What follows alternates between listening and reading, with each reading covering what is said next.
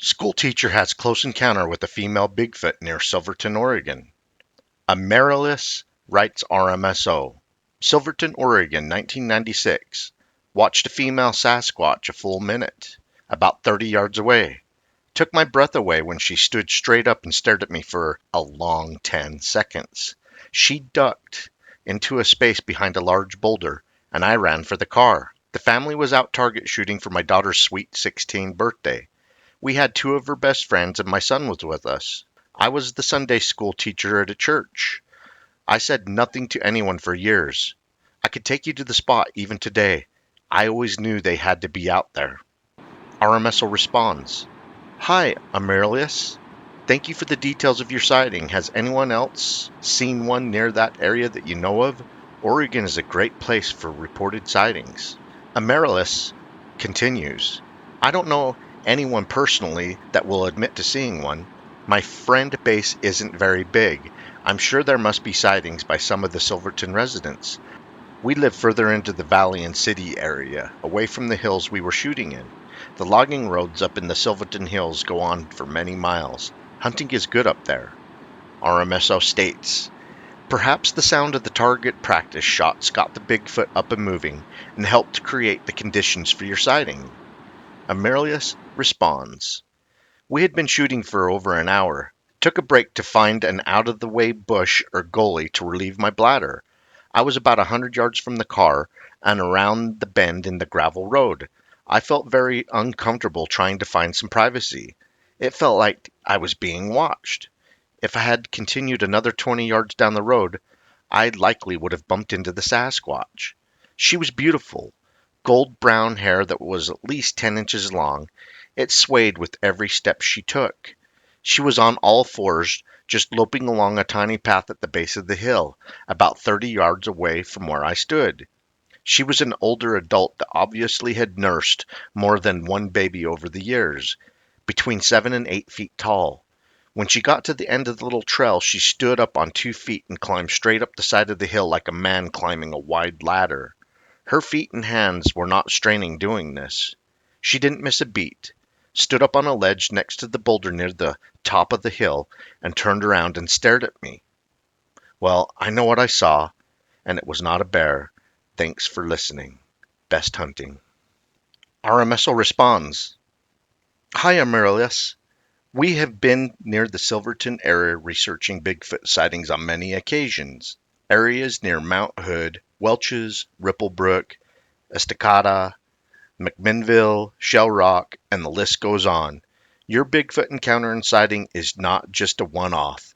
You are in a place with a long history of sightings, videos, and photos that get reported to this day. We appreciate hearing from you and would like to encourage anyone else with a sighting to contact us at rmsobigfoot@gmail.com so that we can add your report to our database and perhaps investigate the area where you had your experience. Hope you all enjoyed the report. Keep on watching. We're going to keep on squatching. Klamath Bigfoot captured on camera, and Pilot Rock Sasquatch looks in resident's window. From the lower 48 of the United States and into Canada, the Pacific Northwest is well known for Sasquatch sighting reports, along with many videos, photos, and evidence of the Bigfoot creature. Sandwiched between the number one reported Bigfoot hotspot in the world, Washington State, and the number two reported hotspot of California is the state of Oregon. Oregon has a long history of Sasquatch.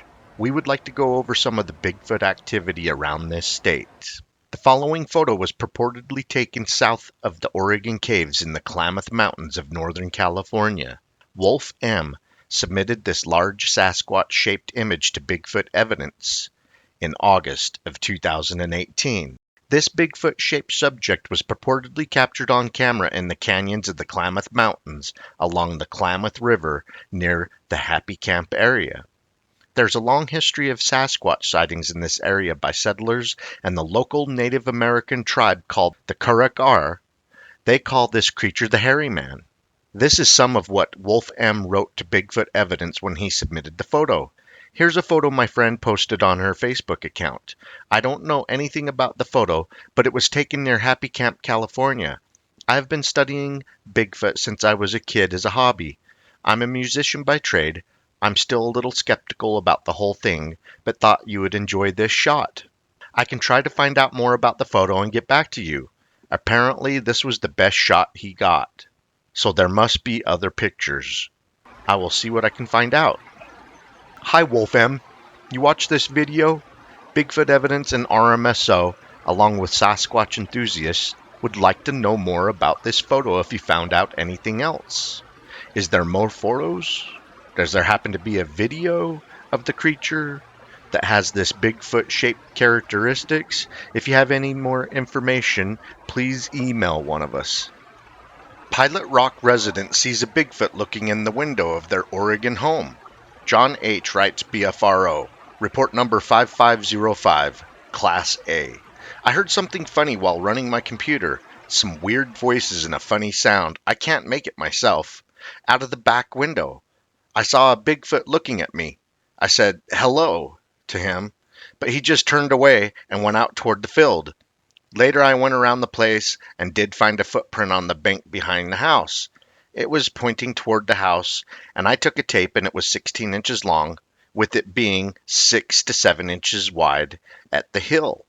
I could see dermal ridges. John was encouraged to cast the track. I also asked the neighbors if they heard or seen anything. One said that they had heard the same weird voices, like a talking, but not making any sense. John states this happened at night, but he keeps the outside of his house well lit. Here is a follow-up investigation report by Tom Powell. I spoke with the witness John H. by phone on December 19, 2002, 2 days after the sighting. John offered that a nearby neighbor experienced a big loss of horse grain from protected storage during the same time.